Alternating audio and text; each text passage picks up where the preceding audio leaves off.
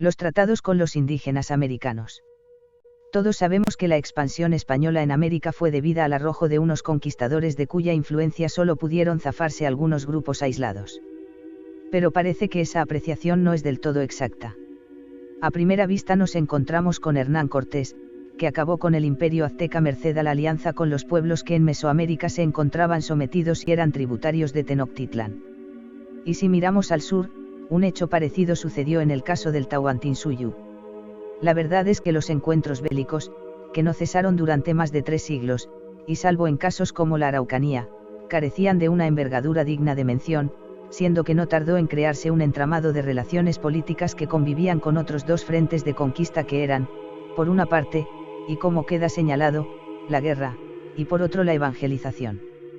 La justificación de la presencia de España en América era la evangelización y la población, y ese extremo queda reflejado en tratados internacionales, como podemos calificar las bulas papales, y en la legislación, de la que podemos señalar las ordenanzas para los descubrimientos.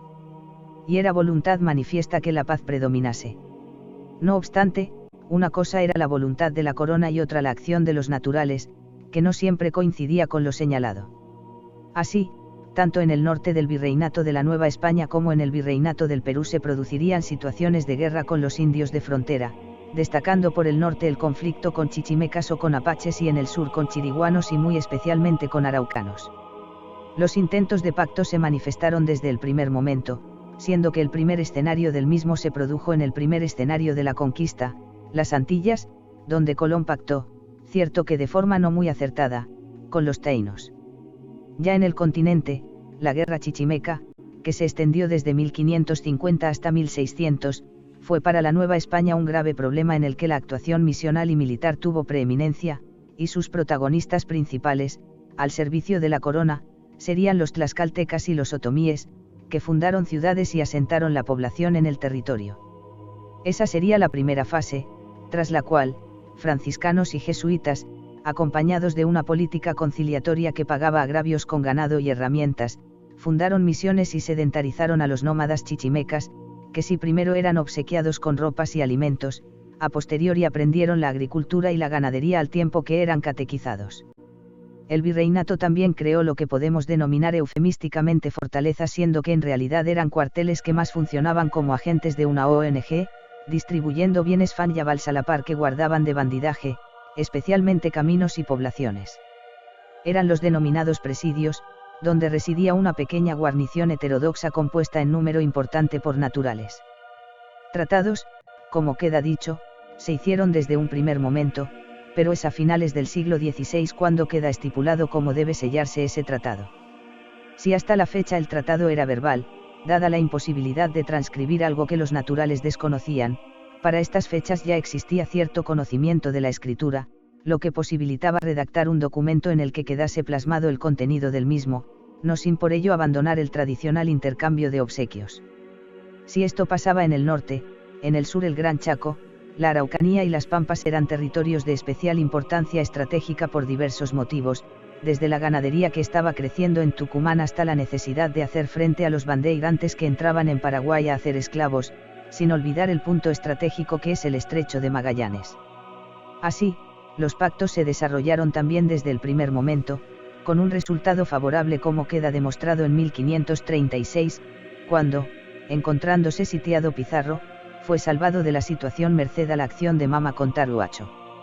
Seguirían otros tratados, entre los que destaca el denominado Tratado de Acobamba, por el que el 24 de agosto de 1566 se alcanzaba la paz en la región con la aceptación de vasallaje por parte de Titucus y Yupanqui. Y en el ámbito del extremo sur, sería la diplomacia la principal arma utilizada para alcanzar la paz con la Araucanía, donde la durísima resistencia de los indígenas, que mostró uno de sus puntos álgidos en la rebelión de 1598, impedía el acceso a un punto estratégico como es el Estrecho de Magallanes. Nuevamente, serían los religiosos quienes abriesen brecha a las relaciones jurídicas que acabarían generando acuerdos en los que quedaba reflejado el compromiso por las partes, siendo que los araucanos se convertían en vasallos del rey de España que se comprometían a rechazar el embate de los enemigos de la corona. Relaciones jurídicas que quedaron plasmadas el 6 de enero de 1641 en el conocido como Parlamento de Quilín, en el que la corona española y el pueblo araucano se reconocían mutuamente.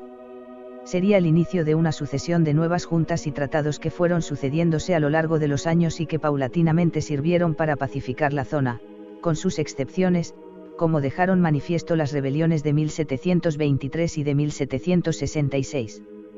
Y esa misma política la vemos reflejada también en otros ámbitos territoriales, como es el caso del Gran Chaco o de la Pampa.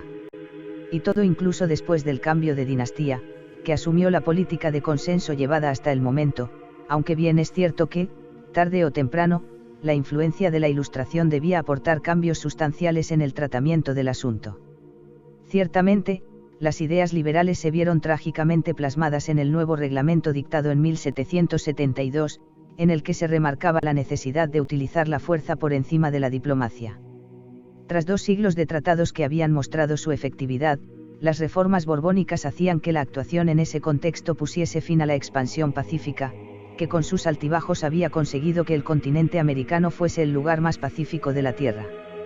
Los métodos, efectivamente, habían cambiado, y se exigía, por ejemplo, que los nómadas abandonasen su forma de vida y se asentasen para desarrollar la agricultura y la ganadería. Cambio de métodos radical para conseguir un objetivo que venía siendo logrado de forma amistosa. Cambios que significaron la dislocación de la gran labor llevada a cabo en el Gran Chaco con el asentamiento y la inculturación de la población guaraní. Se ponía fin a una trayectoria que, iniciada en 1541 con Pedro de Valdivia, solo en la Araucanía había producido un total de 34 tratados. Cesáreo Jarabo.